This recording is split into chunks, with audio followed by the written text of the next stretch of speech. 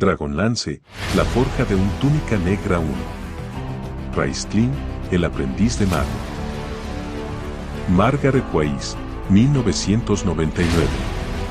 Audiolibro editado por Juan Pablo Flores Montaño, para El Amo del Calabozo, 2022.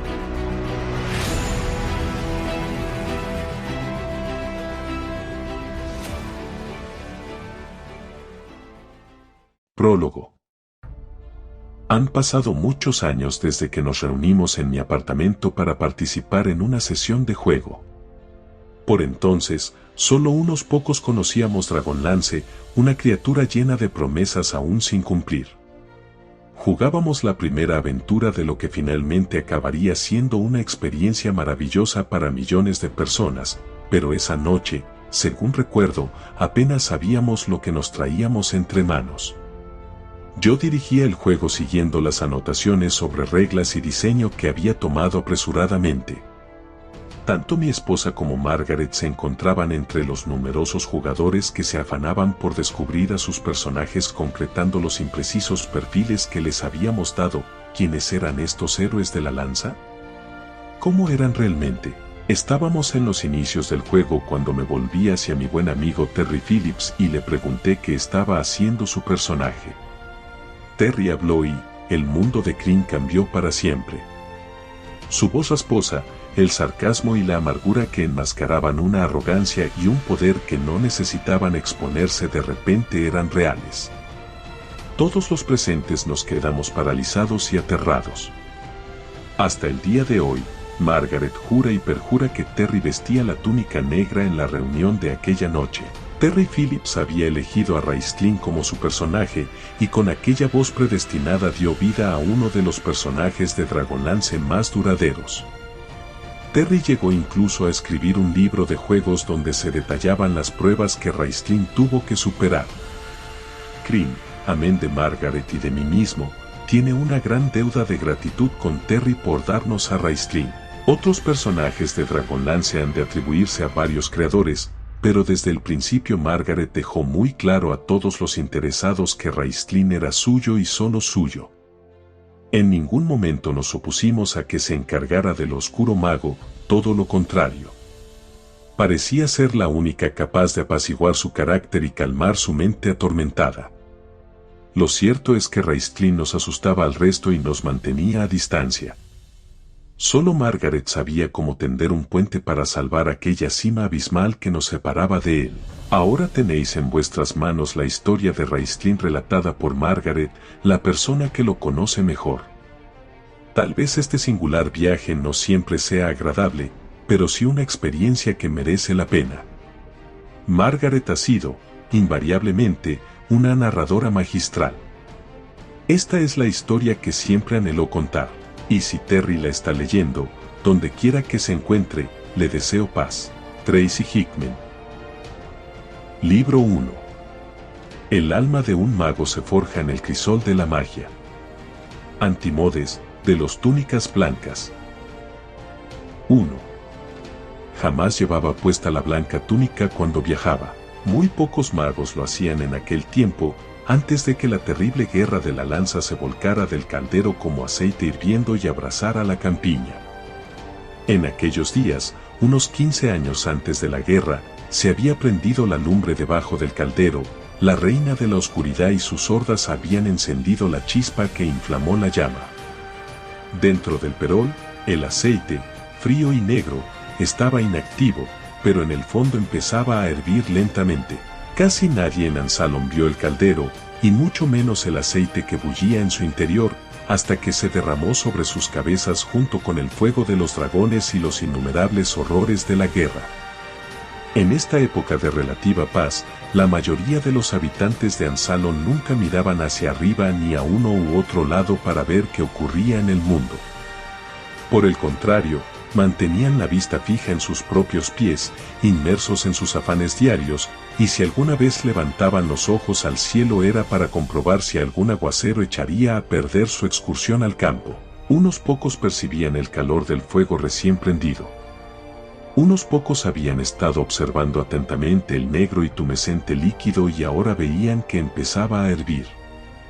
Estos pocos se sentían intranquilos y se pusieron a hacer planes. El mago se llamaba Antimodes. Era de la raza humana y provenía de una familia de comerciantes de clase media, natural de Port Ballyford. El menor de 3 hermanos, creció aprendiendo el negocio familiar, que era la sastrería.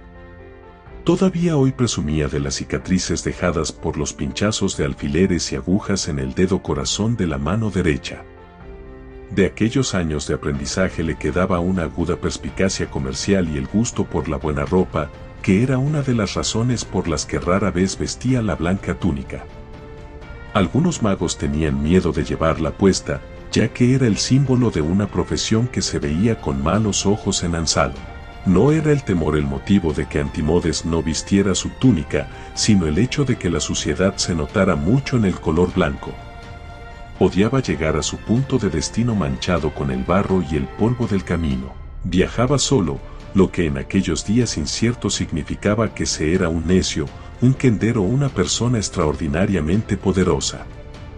Antimodes no era ni lo primero ni lo segundo.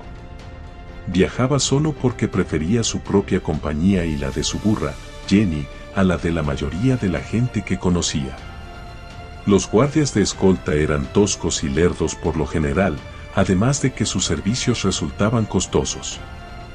Llegado el caso, Antimodes era lo bastante diestro para defenderse. Rara vez había tenido necesidad de hacerlo en sus más de 50 años de vida. Los ladrones buscaban víctimas tímidas, acobardadas, ebrias o descuidadas. A pesar de que su capa de lana azul oscuro, de buena confección y con los broches de plata, lo señalaba como un hombre acaudalado, Antimodes cabalgaba en su burra con un aire de seguridad en sí mismo, la espalda muy recta, la cabeza levantada y los penetrantes ojos reparando en cada ardilla en los árboles, en cada sapo metido en los surcos del camino. No llevaba armas a la vista, pero en las amplias mangas y en las botas altas de cuero podía esconder un puñal. Los saquillos que colgaban del cinturón de cuero hecho a mano debían de contener componentes para hechizos. Cualquier ladrón que se preciara de tal se daría cuenta de que el estuche de marfil que Antimodes llevaba en bandolera al pecho con una correa probablemente guardaba pergaminos con conjuros. Las furtivas figuras que acechaban entre la maleza al borde del camino se escabullían hacia la espesura y esperaban la llegada de otra víctima más propicia. Antimodes se dirigía a la torre de la alta hechicería de Guaireti, aunque podría haber utilizado los corredores de la magia para llegar a la torre directamente desde su casa en Port Ballyford. Viajaba de este modo convencional y más largo porque así se lo había requerido el propio Par-Salian, portavoz de la Orden de los Túnicas Blancas y jefe del cónclave de hechiceros, quien, consecuentemente, era su superior. Ambos hechiceros eran íntimos amigos desde hacía mucho tiempo, cuando de jóvenes llegaron a la torre para someterse a la dura, penosa y, en ocasiones, mortal prueba que debían pasar todos los aspirantes a mago. Los dos estuvieron esperando en la misma antesala de la torre y compartieron el nerviosismo y el temor, tan necesitado el uno como el otro de consuelo, ánimo y apoyo. Desde entonces, los dos túnicas blancas habían sido buenos amigos. En consecuencia, Par-Salian había pedido a Antimodes que realizara este largo y agotador viaje. El jefe del cónclave no se lo ordenó, como habría hecho con cualquier otro. Antimodes tenía que llevar a cabo 2 objetivos durante este viaje. El primero, escudriñar todo rincón oscuro, procurar oír toda conversación mantenida en susurros, asomarse a través de toda contraventana que estuviera cerrada y atrancada. El segundo, buscar un nuevo talento. El primer cometido era un poco peligroso, a la gente no le hacía gracia que fisgonearan en su vida, sobre todo cuando tenían algo que ocultar. El segundo era tedioso y pesado porque casi siempre implicaba tratar con chiquillos, y el mago sentía aversión por ellos. Total, que Antimodes prefería su papel como espía. Anotaba toda la información en un diario con su limpia y clara caligrafía de sastre para después entregárselo a Par-Salian y repasaba mentalmente cada palabra escrita en la libreta de anotaciones mientras trotaba a lomos de su blanca burra. El animal había sido un regalo de su hermano mayor, que se había puesto al frente del negocio familiar y ahora era un próspero sastre de Port Ballyford.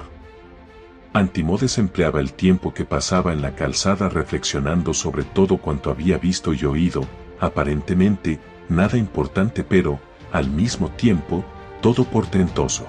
Parsalian encontrará interesante la lectura de este informe, le dijo a Jenny, que sacudió la cabeza y volvió las orejas hacia atrás como mostrándose de acuerdo.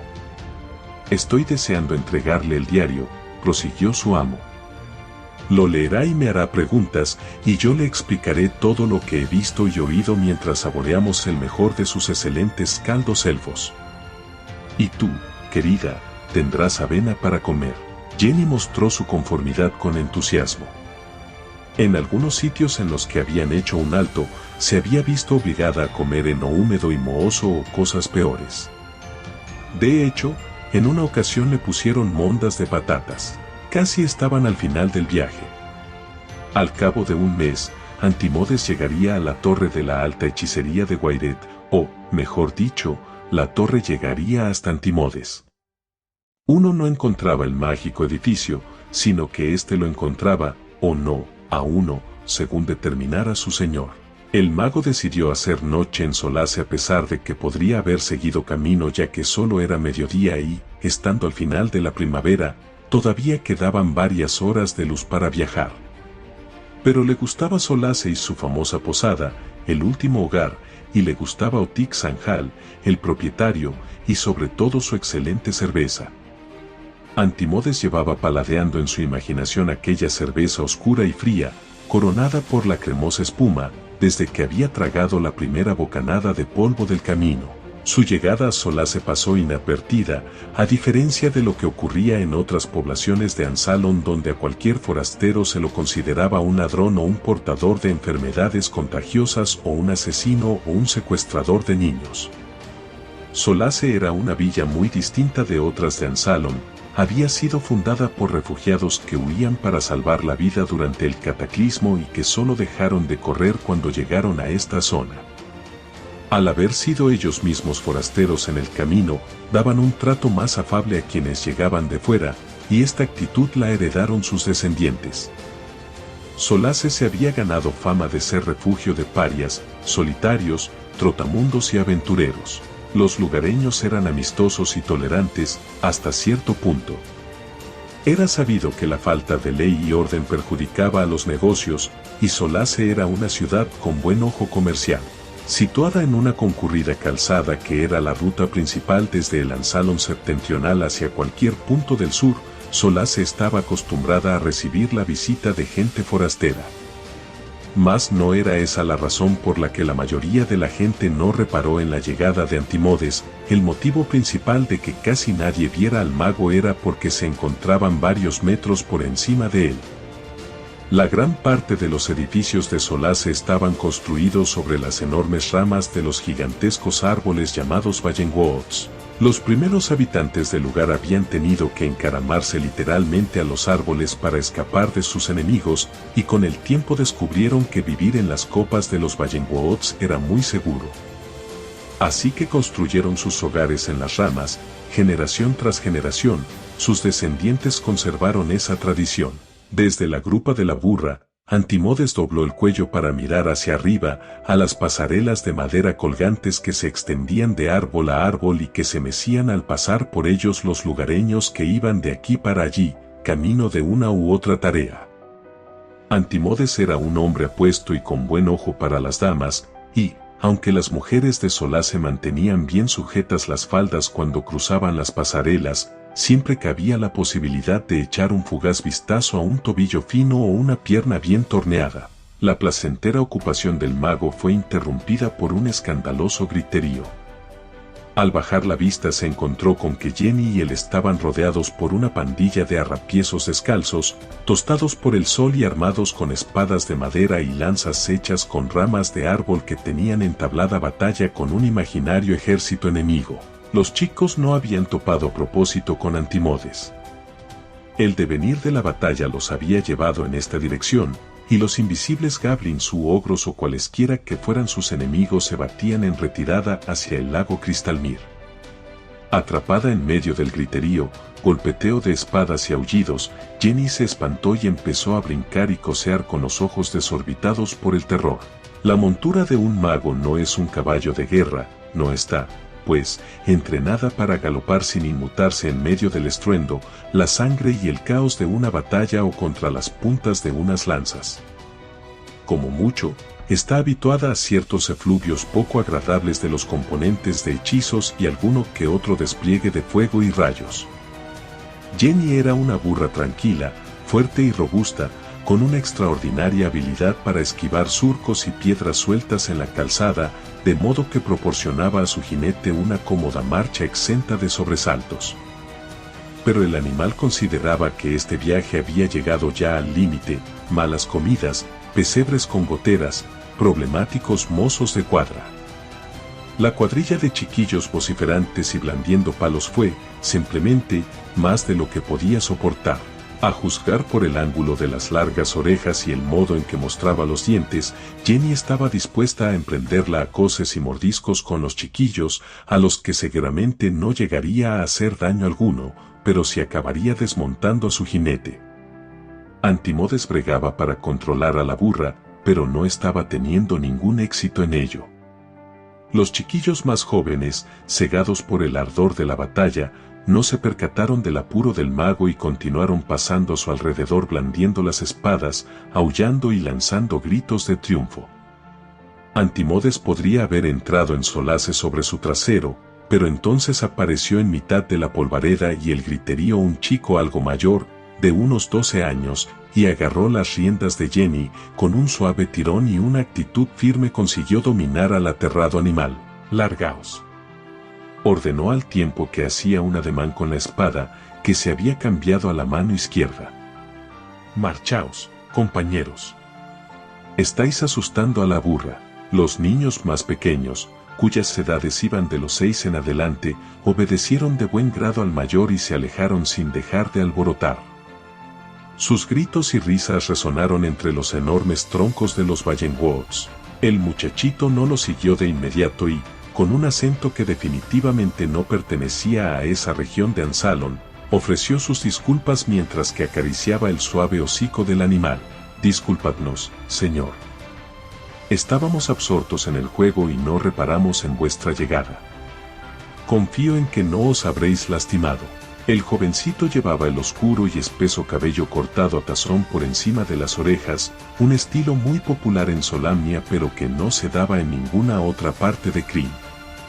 Sus ojos eran de color castaño, y su actitud seria y circunspecta no correspondía con su corta edad, un porte noble del que el chico era muy consciente. Su modo de hablar era refinado y elegante. Este no era un tosco campesino ni el hijo de un jornalero. «Gracias, joven señor», respondió Antimodes. Repasó con cuidado el surtido de bolsas con los componentes de hechizos que llevaba atadas al cinturón para asegurarse de que los arandeos que había sufrido no habían aflojado las cuerdas de ninguna. Iba a preguntar al jovencito cómo se llamaba cuando descubrió que los oscuros ojos del muchachito estaban clavados en los saquillos.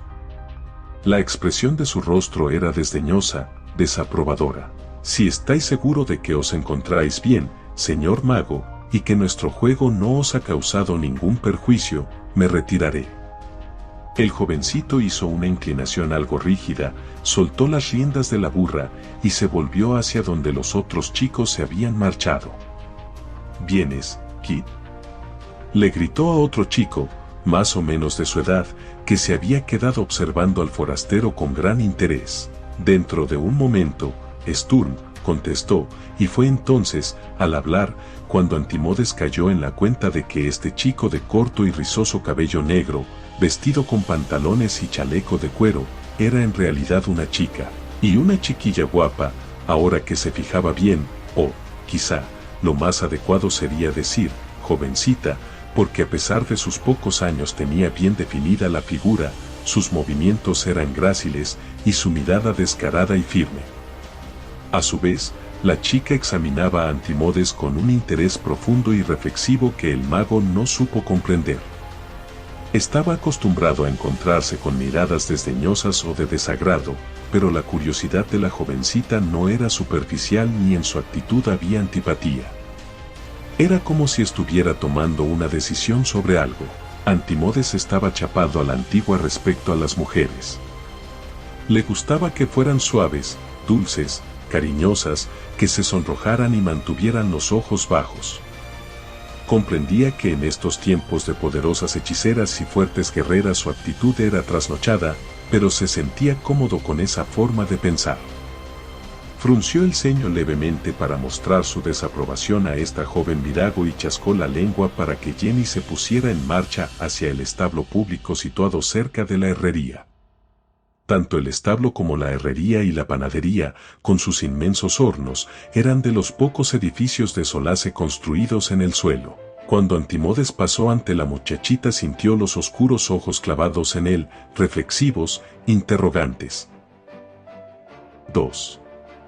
Antimodes se cercioró de que Jenny estuviera cómodamente instalada, con una ración extra de forraje y con la promesa del mozo del establo de que se ocuparía del animal con mayor interés del que era habitual, para lo cual pagó, naturalmente, con buenas monedas de acero que ofreció con mano pródiga. Hecho esto, el archimago se encaminó hacia la rampa más próxima que llevaba a una de las pasarelas colgantes.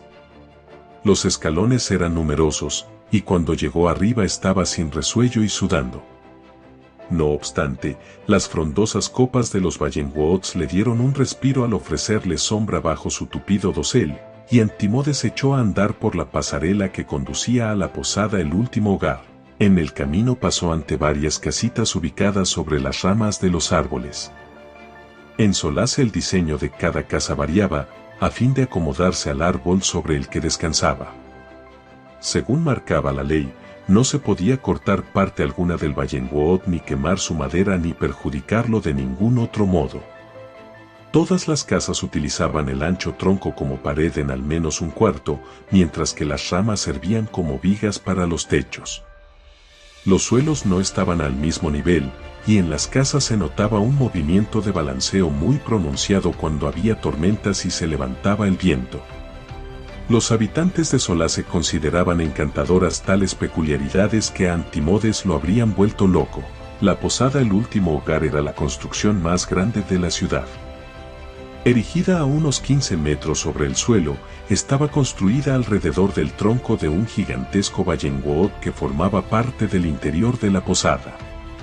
Un auténtico bosque de vigas sujetaba la posada por debajo.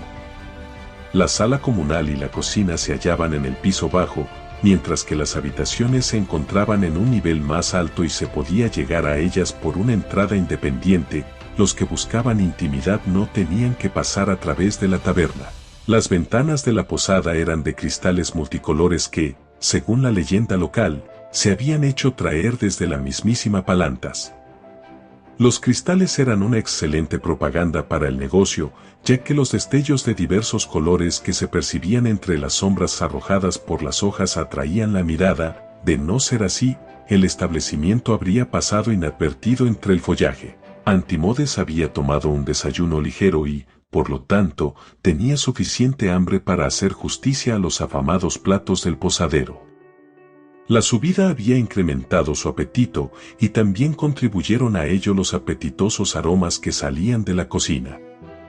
Nada más entrar, el archimago fue recibido por Otik en persona, un hombre jovial, de rotundo vientre, que reconoció inmediatamente a Antimodes, aunque hacía unos 2 años o más que el mago no era huésped de la posada. «Bienvenido, amigo, bienvenido», saludó Otik al tiempo que inclinaba una y otra vez la cabeza, como hacía con todos los clientes, ya fueran aristócratas o plebeyos. El delantal era de un blanco impoluto, sin manchas de grasa como ocurría con los de otros posaderos. La propia posada estaba tan limpia como el delantal de Otik, ya que, cuando las camareras no estaban sirviendo a los clientes, se dedicaban a barrer o a frotar el cuidado mostrador de madera, que de hecho era parte del Vallenwood. Antimodes manifestó su placer por estar de vuelta en la posada, y Otik demostró que recordaba al mago llevándolo a su mesa favorita, cerca de una de las ventanas desde la que se tenía una vista excelente del lago Cristalmir a través de los cristales coloreados. Sin que se lo pidiera, Otik trajo una jarra de oscura y fría cerveza y la puso delante de Antimodes. Recuerdo que dijisteis lo mucho que os gustaba mi cerveza oscura la última vez que estuvisteis aquí, señor, comentó Otik. Así es, posadero. Nunca había probado otra igual, contestó Antimodes. También reparó en el modo en que Otik evitaba hacer la menor referencia al hecho de que era un hechicero, un gesto delicado que Antimodes apreciaba en lo que valía, aunque él mismo detestaba ocultar quién era y lo que era ante nadie. Tomaré una habitación para esta noche, incluidos almuerzo y cena, anunció. Sacó la bolsa del dinero, que iba bien provista pero no indecentemente llena. Otik respondió que había habitaciones disponibles, de modo que Antimodes podía elegir la que gustara y que se sentían honrados con su presencia. La comida para aquel día era cazuela con 13 tipos diferentes de judías cocidas a fuego lento con hierbas y tocino veteado. En cuanto a la cena, había picadillo de carne de vaca y patatas picantes, una especialidad de la casa que le daba fama. Otik aguardó con ansiedad a que su huésped dijera que encontraba satisfactorio el menú, y después, sonriendo de oreja a oreja, el posadero se marchó para ocuparse de las 1001 tareas que requería el funcionamiento de este tipo de negocio. Antimodes se relajó y miró en derredor a los otros clientes. La hora habitual para el almuerzo había pasado ya, por lo que la taberna estaba relativamente vacía. Los viajeros se encontraban en el piso de arriba, en sus cuartos, echando una buena siesta después de una buena comida. Los jornaleros ya habían vuelto a sus trabajos, los propietarios de negocios dormitaban sobre sus libros de cuentas, las madres se ocupaban de que los pequeños durmieran la siesta. Un enano de las colinas a juzgar por su aspecto, era el otro cliente que había en la sala. Un enano de las colinas que ya no vivía en las colinas, sino entre humanos, en Solace. Y le iban bien las cosas, a juzgar por sus ropas, una fina camisa hilada en casa, buenos calzones de cuero y el mandil, también de cuero, de su profesión. Era de mediana edad, en su barba de color castaño oscuro solo había un mechón gris, bien que las arrugas de su rostro eran extraordinariamente profundas para un enano de su edad. Al parecer, había tenido una vida dura que lo había marcado.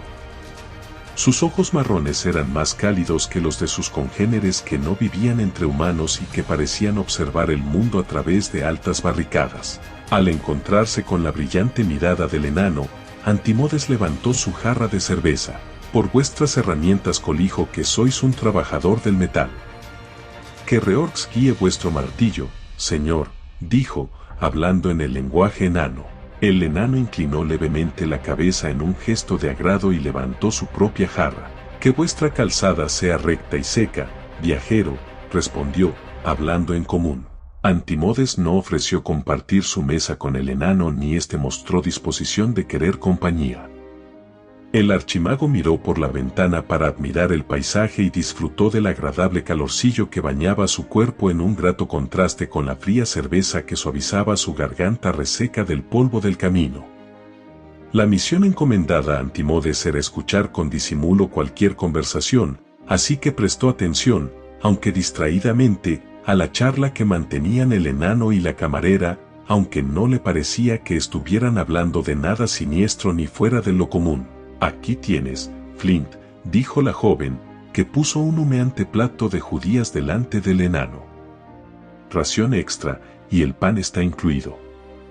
Tenemos que hacerte engordar, porque tengo entendido que piensas dejarnos pronto, ¿no es así? Sí, muchacha. Las calzadas empiezan a estar transitables. En realidad ya voy con retraso, pero estoy esperando a que Tanis regrese de la visita a sus parientes en Qualinesti. Se supone que tendría que haber vuelto hace una quincena, pero todavía no hay señales de su fea cara. Confío en que se encuentre bien, dijo la camarera afectuosamente. No me fío de los elfos, te lo aseguro. Por lo que he oído, no se lleva muy bien con sus parientes. Es como un hombre que tiene un diente malo, rezongó el enano, aunque Antimodes percibió un timbre de ansiedad en el tono gruñón. Tiene que moverlo de vez en cuando para comprobar que aún le duele. Tanis va allí sabiendo que sus finos parientes elfos no soportan verlo, pero abrigando la esperanza de que las cosas sean diferentes esta vez. Pero no. El condenado diente continúa tan podrido como la primera vez que lo tocó y no va a mejorar hasta que se lo arranque y acabe con el problema de manera definitiva. A estas alturas, el rostro del enano estaba congestionado por la indignación y puso punto final a su arenga con el comentario, hasta cierto punto incongruente, de: "Y, mientras tanto, nuestros clientes esperándonos". Dio un sorbo de cerveza. «No tienes motivo para llamarlo feo», objetó la camarera, que sonrió con afectación. «Tanis parece humano, apenas se le nota la sangre elfa. Me encantará volver a verlo. Si no te importa, dile que pregunté por él, Flint, ¿vale?» «Sí, sí. Tú y todas las mozas de la ciudad», masculló el enano en voz tan baja que solo debió de oírlo su barba, pero no la camarera, que se dirigía de vuelta a la cocina. Un enano y un semielfo que eran socios, pensó Antímodes sacando conclusiones de lo que había oído. Un semielfo que había sido expulsado de Qualinesti. No, su deducción era equivocada, ya que si lo hubieran expulsado no podría regresar a casa, y éste lo hacía. Entonces, es que se había marchado voluntariamente de su patria. Bueno, no era de sorprender. Los Qualinestis eran más liberales respecto a la pureza racias que sus parientes, los Silvanestis, pero para ellos un semielfo era un semihumano y, como tal, un paño fino manchado. Es decir, que el semielfo se marchó de casa, vino a Solace y se asoció con un enano de las colinas quien a su vez, probablemente, también había abandonado su clan o había sido expulsado. Antímodes se preguntó cómo se habrían conocido los dos y dedujo que sería una historia interesante, aunque seguramente no se enteraría de ella. El enano se había puesto a comer las judías con entusiasmo. También llegó el plato de Antímodes, y el archimago dedicó su atención a la comida, que lo merecía y bien. Acababa de terminar y estaba rebañando el último resto de jugo con el trocito de pan que le quedaba, cuando la puerta de la posada se abrió. Otik apareció al momento para dar la bienvenida al nuevo cliente. El posadero se quedó perplejo al encontrarse con una jovencita, la misma muchacha de cabello rizoso que Antímodes había visto antes en el camino. «Kitiara», exclamó Otik. «¿Qué haces aquí, chiquilla? ¿Algún recado de tu madre?» La muchacha le lanzó una mirada que habría levantado ampollas y sacudió el oscuro y corto cabello al tiempo que resoplaba. «Tus patatas tienen más cerebro que tú, Otik», replicó. «Yo no hago recados a nadie». Apartó sin contemplaciones al posadero, y sus oscuros ojos recorrieron la taberna hasta detenerse en Antímodes, cosa que molestó y sorprendió al archimago. «He venido a charlar con uno de tus clientes», anunció la jovencita, que hizo caso omiso del revoloteo de manos de Otik. «Vamos, vamos, Kitiara, no molestes al caballero», protestó el posadero. Kit se dirigió hacia Antímodes, se plantó junto a su mesa y lo miró fijamente.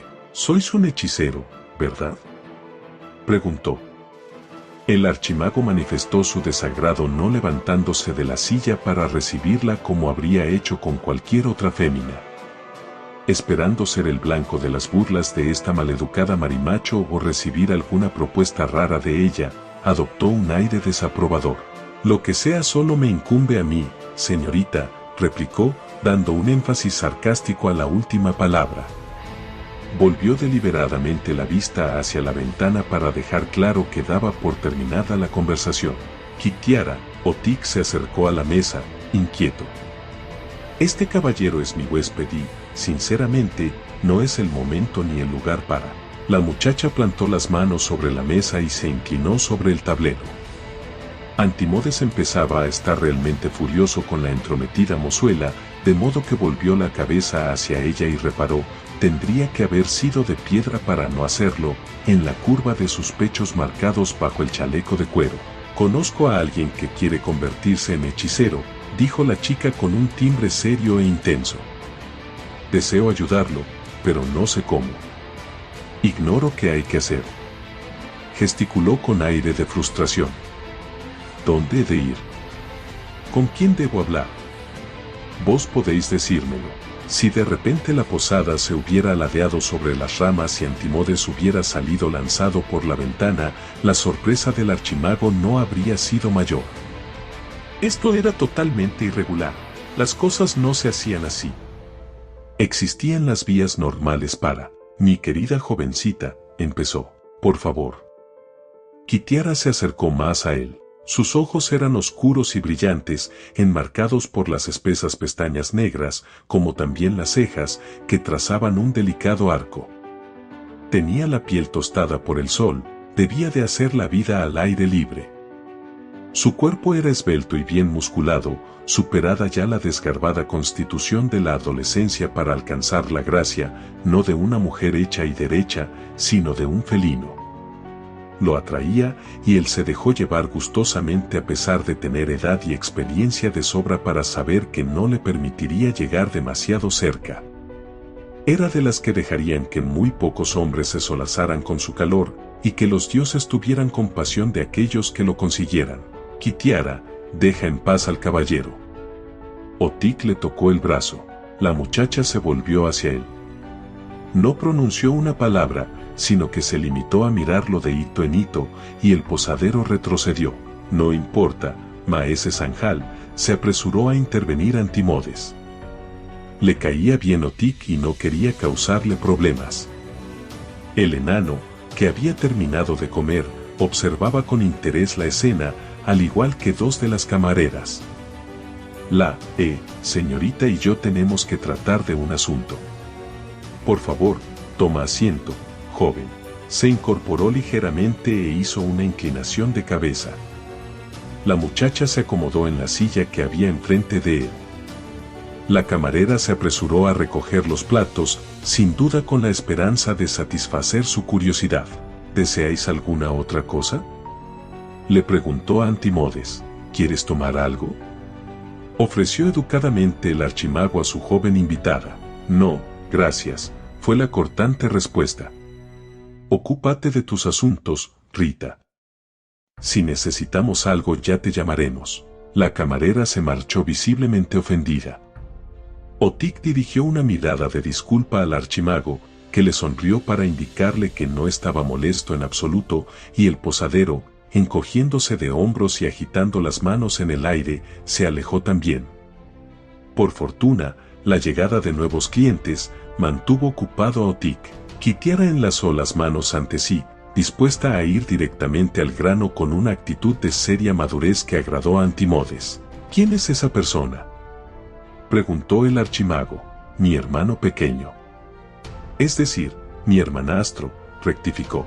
Antimodes recordó la cáustica mirada que había asestado la chica a Otik cuando el posadero mencionó a su madre.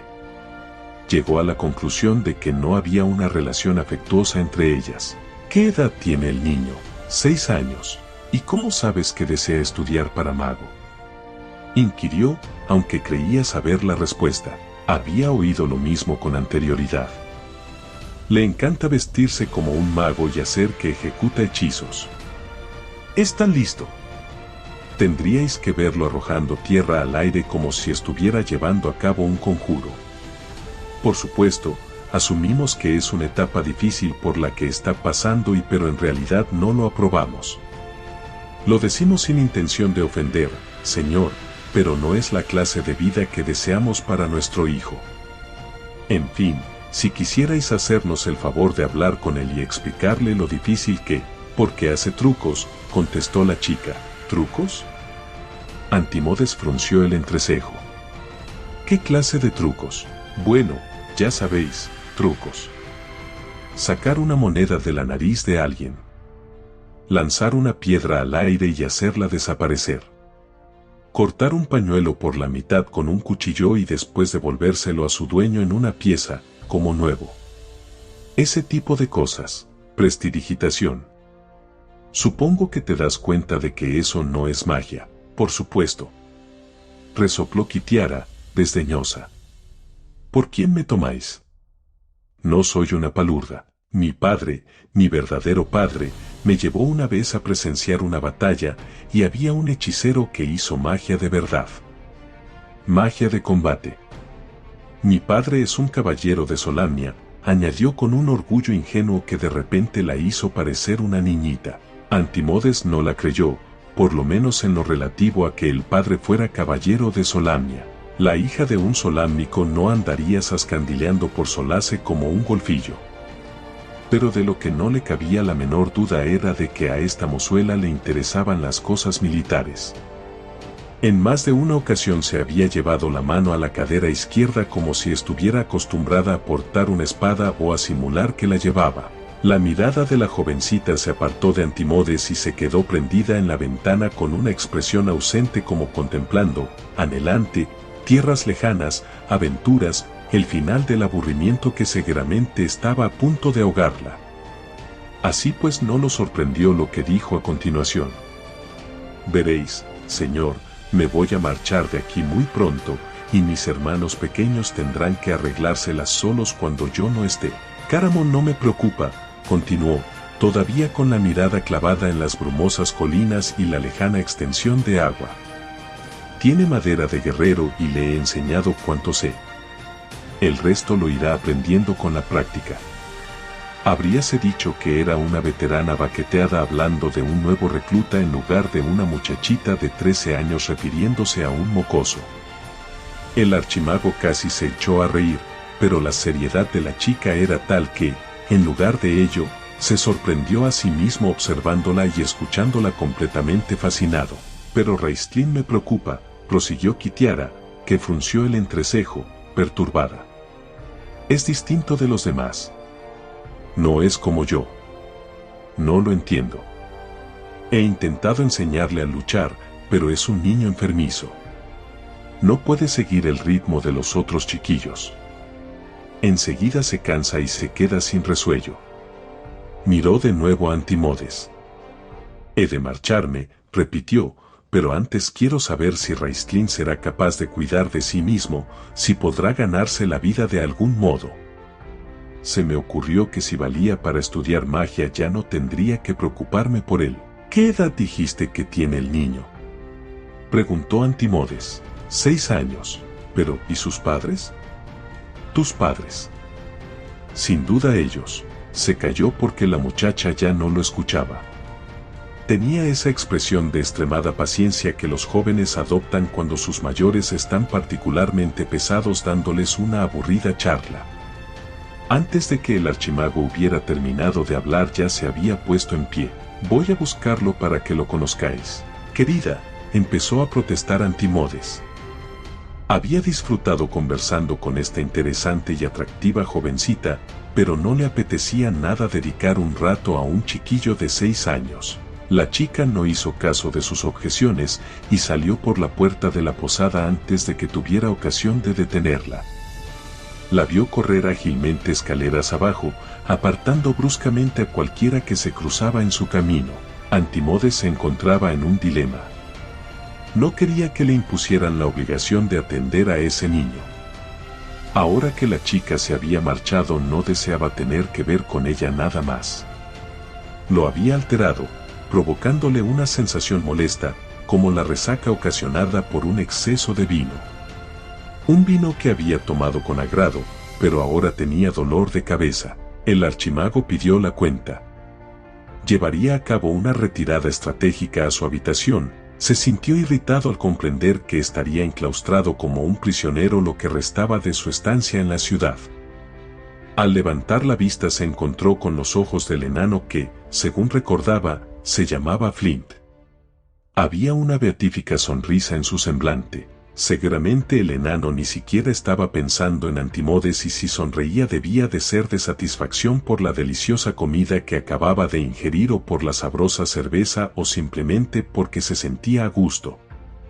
Pero el archimago, con su habitual prepotencia, dio por sentado que Flint se burlaba de él porque le hacía gracia que un poderoso hechicero huyera de 2 chiquillos. En consecuencia, Antimodes decidió en ese mismo instante que no le daría tal satisfacción al enano.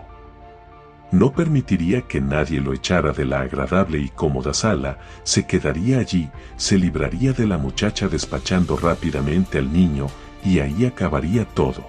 ¿Os apetece compartir mi mesa, señor?, invitó al enano. Flint frunció el ceño y se puso colorado. Se llevó la jarra de cerveza a los labios mientras rezongaba entre dientes que prefería que se le quemara la barba antes que compartir mesa con un hechicero. Antimodes sonrió fríamente. Era de todo sabido que los enanos albergaban una gran desconfianza y un mayor desagrado por cuanto estuviera relacionado con la magia. El archimago se había asegurado ahora de que Flint lo dejaría en paz. De hecho, el enano se apresuró a terminar la cerveza, echó una moneda sobre la mesa, se despidió de Antimodes con un leve cabeceo y salió precipitadamente de la posada. Y en la puerta, casi topándose con él, apareció la muchacha arrastrando tras de sí no a un niño, sino a dos. Antimodes suspiró y pidió a Otic otra jarra de su exquisita reserva de 2 años. Mucho se temía que iba a necesitar algo fuerte.